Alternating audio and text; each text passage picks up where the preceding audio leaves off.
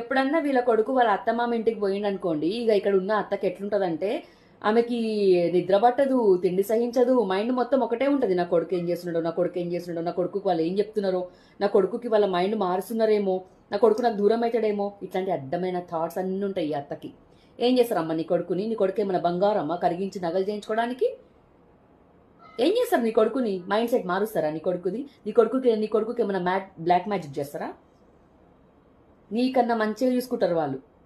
నువ్వు ఒప్పుకున్నా ఒప్పుకోకపోయినా నీకన్నా మంచిగా చూసుకుంటారు. ఎందుకంటే అల్లుడు కదా, అల్లుడు అనే టైటిల్ ఉంది కాబట్టి రాజు లెక్క చూసుకుంటారు అత్తమామలు. నువ్వు వాళ్ళ కూతుర్ని పని మనిషి కన్నా హీనంగా చూసినా నీ కొడుకుని మాత్రం వాళ్ళు రాజులాగా చూసుకుంటారు.